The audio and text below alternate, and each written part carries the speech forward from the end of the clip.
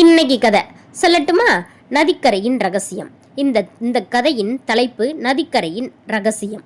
கிராமத்து எல்லையில் ஓடிக்கொண்டிருந்த அந்த நதிக்கரைக்கு எப்போதுமே தனி அழகு உண்டு. அந்த நதியின் கரையை ஒட்டி சுற்றிலும் தென்னை மரங்கள் சூழ்ந்த ஒரு பெரிய தோப்பு இருந்தது.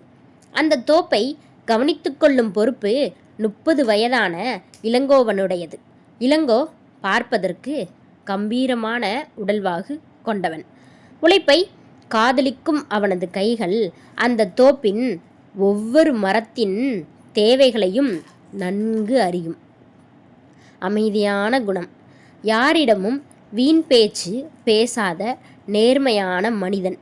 அந்த தோப்பிற்கு சொந்தக்காரர் பக்கத்து நரகத்தில் வசிக்கும் ஒரு பெரிய தொழிலதிபர். அவருக்கும் அவரது மனைவி மாலதிக்கும் இடையே பெரிய அளவில் அந்யோன்யம் இல்லை.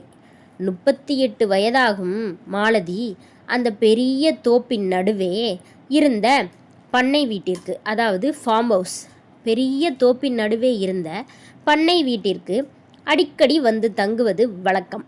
செல்வ செழிப்புக்கு பஞ்சமில்லை. ஆனால் அவளது வாழ்க்கையில் ஒரு பெரிய மௌனம் இருந்தது.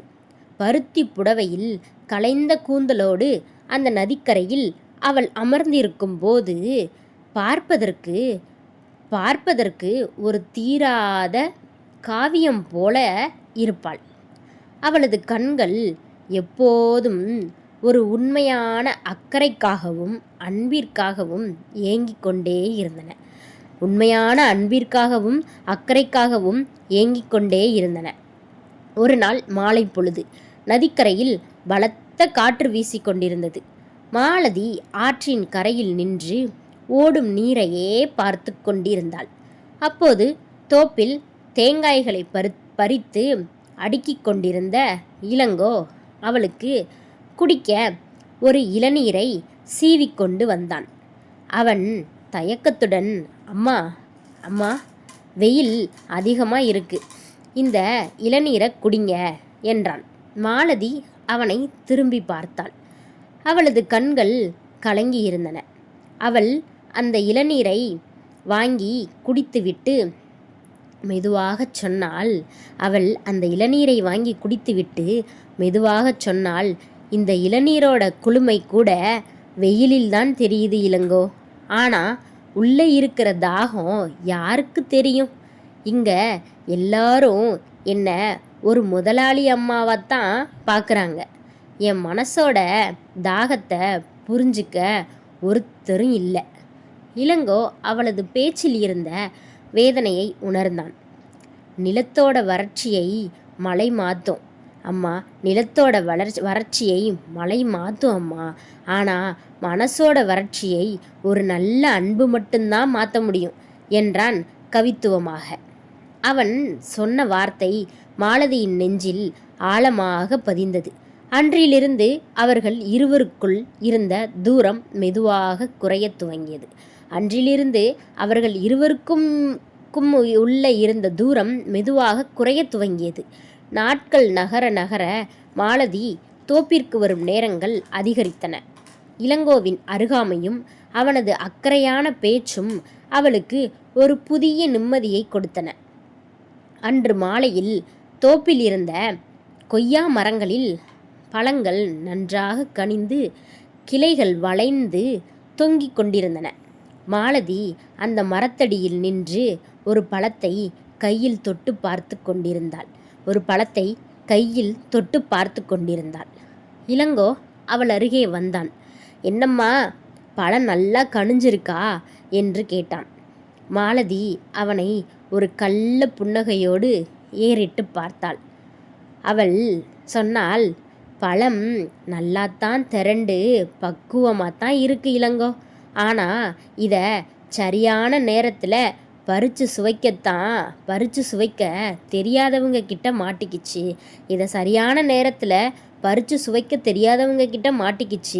அப்படியே விட்டா அழுகி போயிடும் போலிருக்கு என்றாள். அவளது குரலில் ஒரு இரகசிய ஈர்ப்பு இருந்தது. இளங்கோ அவளது பேச்சின் உள்ளர்த்தத்தை புரிந்து கொண்டான்.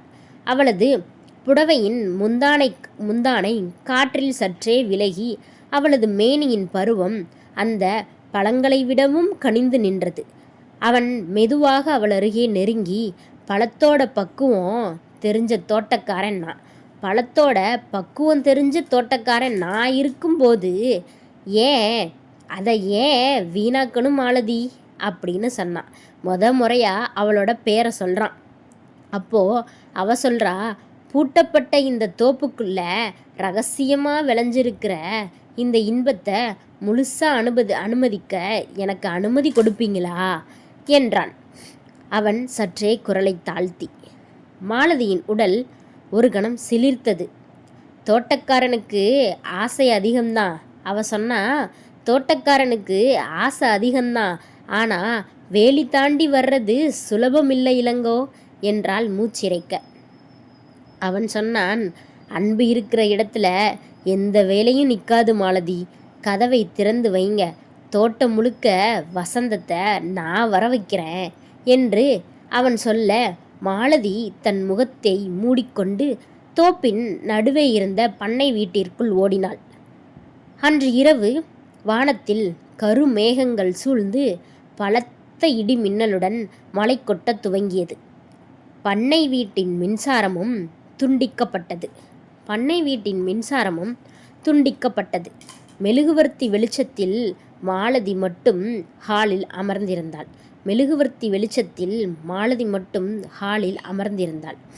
ஜன்னல் கதவுகள் காற்றிற்கு பலமாக அடித்து கொண்டன. அப்போது நனைந்தபடியே இளங்கோ உள்ளே வந்தான். மாலதி ஜன்னலை மூடலாம்னு வந்தேன் என்றான். மாலதி பயத்துடனும் அதே சமயம் இத்தனை கால ஏக்கத்துடனும் ஓடி வந்து அவன் மார்பில் சாய்ந்து கொண்டாள். அவனது நனைந்த உடலின் வெப்பம் அவளது உடலை தீண்டியது.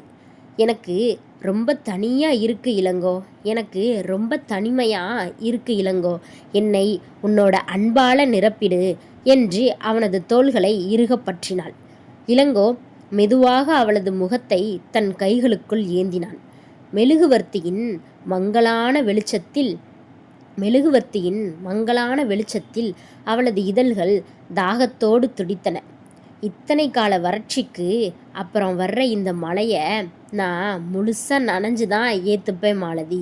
இத்தனை கால வறட்சிக்கு அப்புறம் வர்ற இந்த மழையை நான் முழுசாக நனைஞ்சு தான் ஏற்றுப்பேன் மாலதி என்று கவித்துவமாக சொன்னபடியே அவளது நெற்றியிலும் கன்னங்களிலும் தன் அன்பை முத்திரையிட்டான்.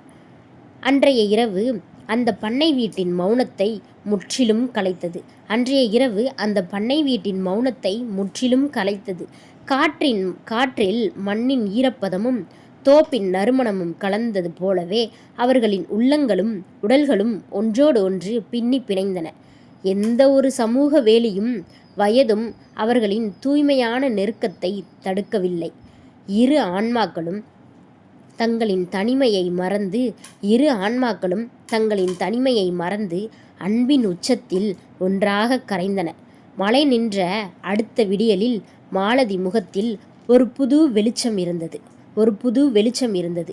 இத்தனை வருடங்களாக இல்லாத ஒரு மகிழ்ச்சி அவளது சிரிப்பில் தெரிந்தது. இளங்கோ அவளது நிழலாகவே மாறிப்போனான். ஊருக்குள் சில மனிதர்கள் இவர்களின் நெருக்கத்தை பற்றி பேசத் துவங்கினாலும் மாலதி அதை பொருட்படுத்தவில்லை. ஒரு மாலை நேரத்தில் அதே நதிக்கரையில் இளங்கோவின் தோளில் சாய்ந்து கொண்டு மாலதி கேட்டாள், இளங்கோ, இந்த உலகம் நம்ம தப்பாக பேசினாலும் உன் நெஞ்சில் எனக்கு இடம் இருக்குல்ல? இந்த உலகம் நம்ம தப்பாக பேசினாலும் உன் நெஞ்சில் எனக்கு இடம் இருக்குல்ல? நாம் எல்லாத்தையும் விட்டுட்டு தூரமாக ஒரு புது உலகத்துக்கு போயிடலாமா அப்படின்னு கேட்டா. இளங்கோ அவளது கைகளை இறுக்கமாக பற்றி கொண்டு சொன்னான், உன் சந்தோஷமும் நிம்மதியும் தான் மாலதி எனக்கு முக்கியம். நீ கூப்பிட்டா இந்த நதியை போலவே உன்னோட சேர்ந்து ஓடி வர நான் தயார். அந்தி சூரியன் மறையும் அந்த வேளையில் நதிக்கரை காற்று அவர்கள் மீது மெதுவாக வீசியது. தனிமையின் இருள் விலகி அவர்களின் வாழ்க்கையில் அன்பின் புதிய அத்தியாயம் முழுமையாக துவங்கியது. பிறகு மாலதி தன் கணவரிடமிருந்து விவாகரத்து வாங்கிவிட்டு இளங்கோவை திருமணம் செய்து கொண்டாள். தன் கணவரிடம் இருந்து விவாகரத்து வாங்கிவிட்டு இளங்கோவை திருமணம் செய்து கொண்டாள். அவர்கள் இருவரும் மிக சந்தோஷமாக தங்கள் வாழ்க்கையை வாழ்ந்தனர். ஒரு வாழ்க்கை பிடிக்கலனா இன்னொரு வாழ்க்கையை ஏற்றுக்கிறது தப்பில்லை தானே? உங்களுக்கு இந்த கதை பிடிச்சிருந்தா மறக்காமல் சப்ஸ்கிரைப் பண்ணுங்கள். பாய்.